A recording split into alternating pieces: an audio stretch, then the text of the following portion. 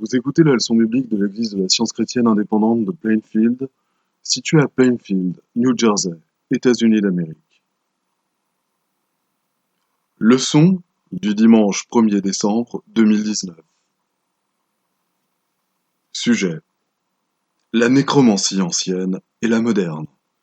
Autrement dit, le mesmérisme et l'hypnotisme dénoncés.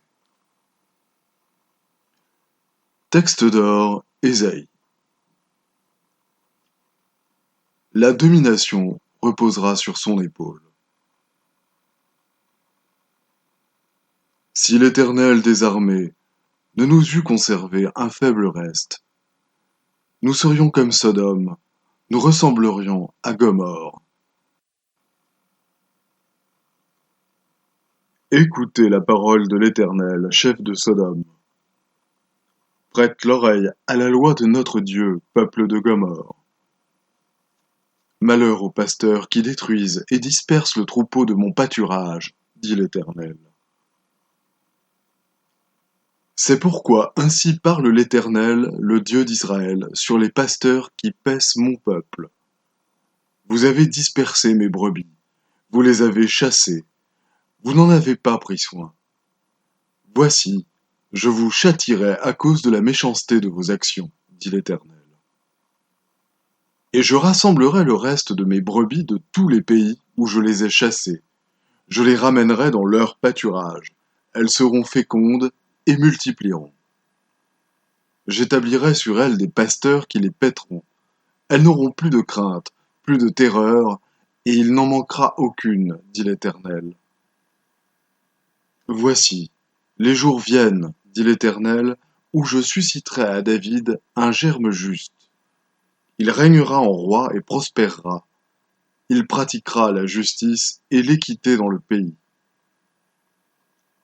La Bible. Mon bouclier est en Dieu, qui sauve ceux dont le cœur est droit. Pour moi, j'aurai recours à Dieu, et c'est à Dieu que j'exposerai ma cause. Il fait des choses grandes et insondables, des merveilles sans nombre. Il répand la pluie sur la terre et envoie l'eau sur les campagnes. Il relève les humbles et délivre les affligés. Il anéantit les projets des hommes rusés, et leurs mains ne peuvent les accomplir. Il prend les sages dans leurs propres ruses, et les desseins des hommes artificieux sont renversés. Ainsi Dieu protège le faible contre leurs menaces, et le sauve de la main des puissants. 6 fois il te délivrera de l'angoisse, et 7 fois le mal ne t'atteindra pas. Il te sauvera de la mort pendant la famine, et des coups du glaive pendant la guerre. Tu seras à l'abri du fléau de la langue, tu seras sans crainte quand viendra la dévastation. Tu te riras de la dévastation comme de la famine, et tu n'auras pas à redouter les bêtes de la terre, car tu feras alliance avec les pierres des champs, et les bêtes de la terre seront en paix avec toi. Tu jouiras du bonheur sous ta tente. Mais le Seigneur, l'Éternel, m'a secouru. C'est pourquoi je n'ai point été déshonoré. C'est pourquoi j'ai rendu mon visage semblable à un caillou. Quiconque parmi vous craint l'Éternel, qu'il écoute la voix de son serviteur.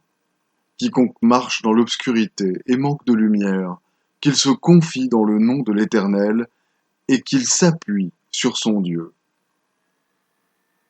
L'Esprit de Dieu fut sur Azaria, fils d'Obed.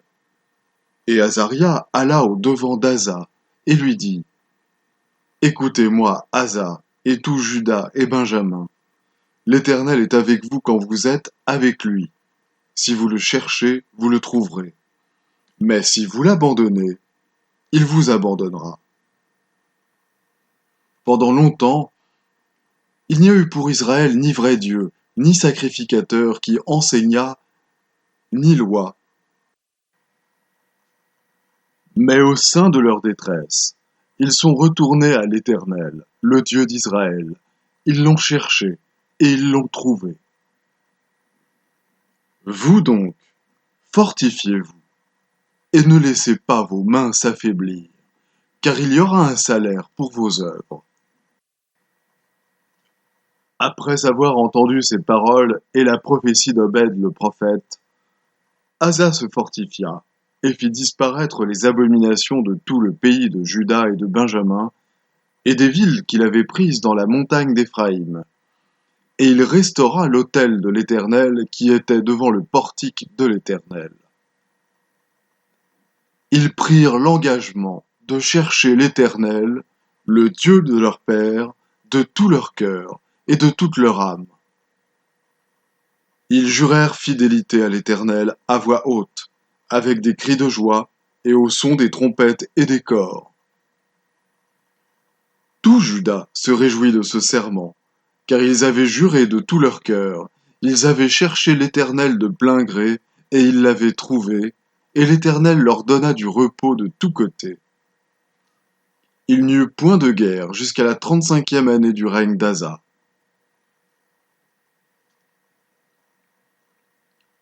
Pourquoi ce tumulte parmi les nations, ces vaines pensées parmi les peuples? Pourquoi les rois de la terre se soulèvent-ils et les princes se liguent-ils avec eux contre l'Éternel et contre son oint?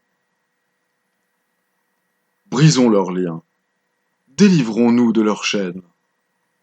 Celui qui siège dans les cieux rit, le Seigneur se moque d'eux. Et maintenant, rois, conduisez-vous avec sagesse. Juges de la terre, recevez instruction. Servez l'Éternel avec crainte, et réjouissez-vous avec tremblement. Car ce n'est ni de l'Orient, ni de l'Occident, ni du désert que vient l'élévation. Mais Dieu est celui qui juge, il abaisse l'un, et il élève l'autre.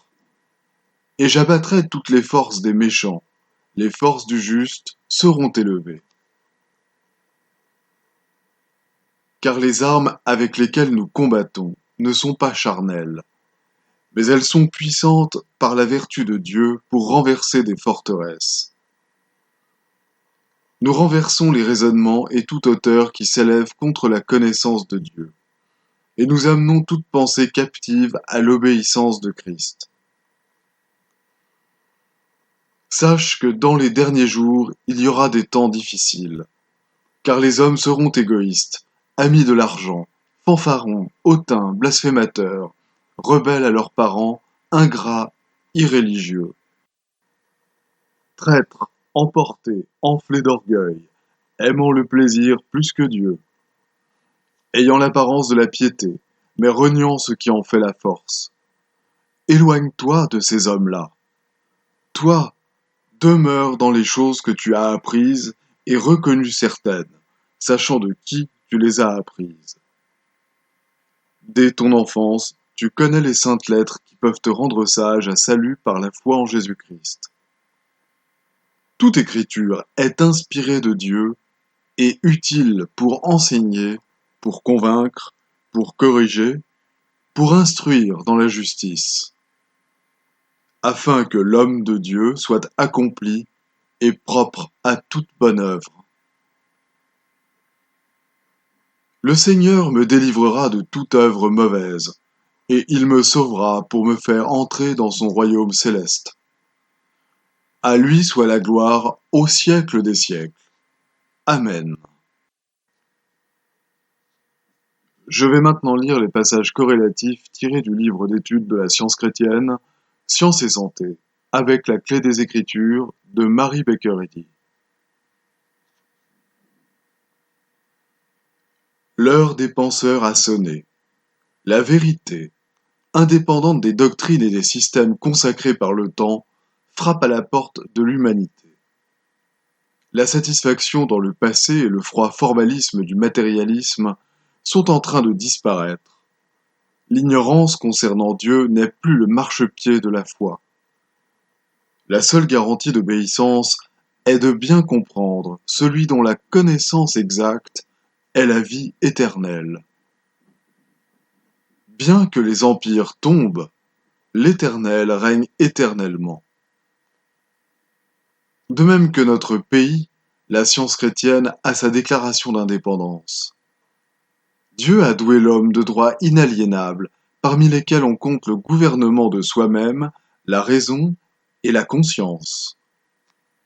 L'homme n'est bien gouverné par lui-même que lorsqu'il est bien guidé et gouverné par son Créateur, la vérité et l'amour divin. On porte atteinte aux droits de l'homme dès que l'on intervient dans l'ordre divin, et l'intrus mental encourt la peine divine que mérite ce crime. Le mesmérisme ou magnétisme animal fut porté pour la première fois à la connaissance du public en 1775 par Mesmer, en Allemagne. Selon l'encyclopédie américaine, il considérait cette prétendue force qui, d'après lui, pouvait être exercée par un organisme vivant sur un autre, comme un moyen de soulager la maladie. Les observations personnelles de l'auteur sur l'action du magnétisme animal l'ont convaincu que ce n'est pas un agent curatif, et que les effets produits sur ceux qui le pratiquent et sur les sujets qui n'y résistent pas entraînent la mort morale et physique. L'effet du magnétisme animal, nommé récemment hypnotisme, n'est jamais que l'effet de l'illusion. Toute amélioration qui semble en résulter est proportionnée à la foi que l'on a dans la magie ésotérique. Le magnétisme animal n'a pas de base scientifique, car Dieu gouverne tout ce qui est réel, harmonieux et éternel, et son pouvoir n'est ni animal ni humain. Puisque la base du magnétisme animal n'est qu'une croyance, et que cette croyance est animale, dans la science, le magnétisme animal, mesmérisme ou hypnotisme est une simple négation, ne possédant ni intelligence, ni pouvoir, ni réalité, et au sens mortel. C'est un concept irréel du prétendu entendement mortel. Les aspects moins agressifs du magnétisme animal sont en train de disparaître, et ses caractéristiques plus agressives prennent la première place. Les métiers du crime, cachés dans les recoins obscurs de la pensée mortelle, ourdissent à toute heure des trames plus compliquées et plus subtiles. Les méthodes actuelles du magnétisme animal sont si secrètes qu'elles font tomber ce siècle dans le piège de l'indolence et produisent, concernant ce sujet, l'apathie même que souhaite le criminel. Il faut que le genre humain apprenne que le mal n'est pas pouvoir. Son prétendu despotisme n'est qu'une phase du néant. La science chrétienne dépouille le royaume du mal et favorise au plus haut point l'affection et la vertu dans les familles et par conséquent dans la société. Ainsi qu'on l'appelle en science chrétienne, le magnétisme animal ou hypnotisme est le terme spécifique désignant l'erreur ou entendement mortel. C'est la fausse croyance que l'entendement est dans la matière et qu'il est à la fois mauvais et bon, que le mal est aussi réel que le bien et plus puissant. Cette croyance n'a pas une seule qualité de la vérité. Elle est ou ignorante ou maligne. La forme maligne de l'hypnotisme aboutit à l'idiotie morale.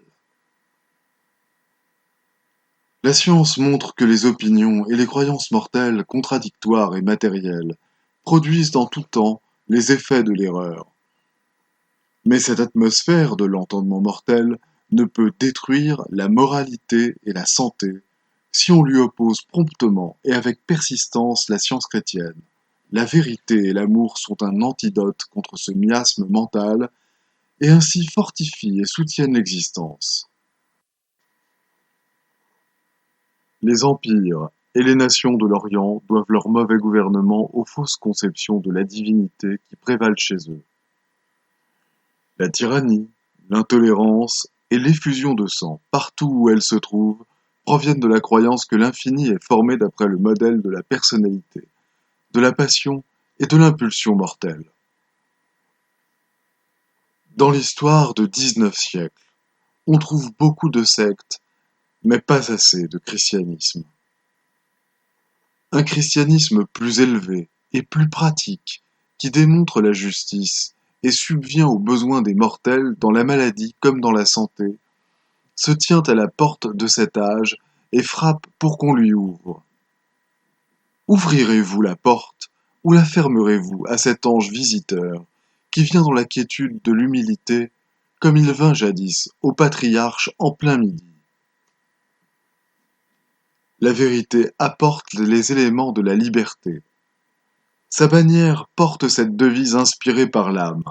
L'esclavage est aboli.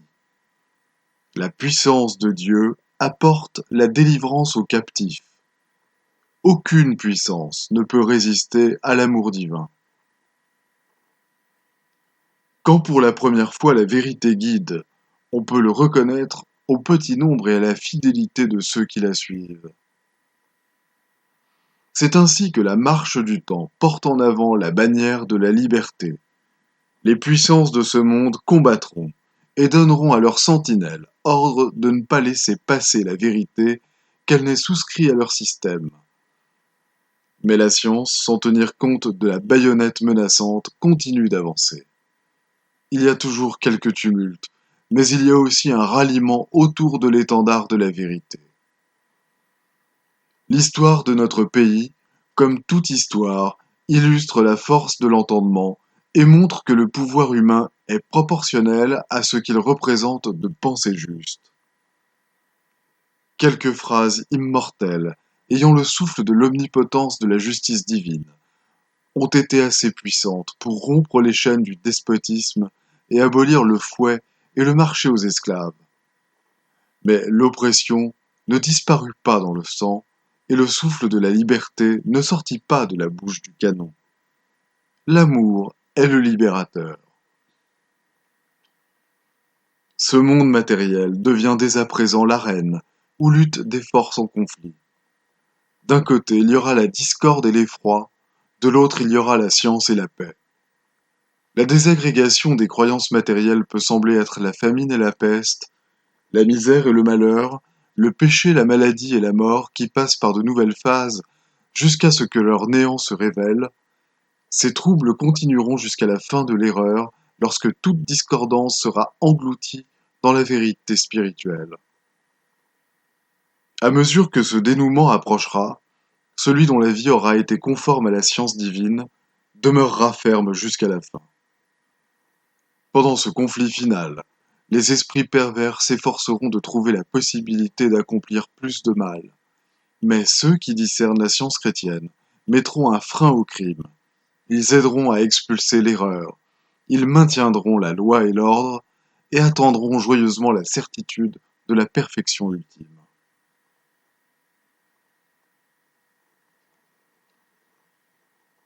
Les devoirs quotidiens de Mary Baker Eddy. Prière quotidienne. Il sera du devoir de tout membre de cette Église de prier chaque jour. Que ton règne vienne, que le règne de la vérité, de la vie et de l'amour divin soit établi en moi et élimine de moi tout péché. Et puisse ta parole enrichir les affections de toute l'humanité et la gouverner. Règles pour les mobiles et les actes. Ni l'animosité, ni un attachement purement personnel ne doivent déterminer les mobiles ou les actes des membres de l'Église mère. Dans la science, l'amour divin seul gouverne l'homme, et un scientiste chrétien reflète les douces aménités de l'amour en réprouvant le péché et en manifestant un véritable esprit de fraternité, de charité et de pardon. Les membres de cette Église doivent journellement veiller et prier, pour être délivrés de tout mal, pour ne pas prophétiser, juger, condamner, conseiller, influencer ou être influencés d'une manière erronée. Vigilance face au devoir.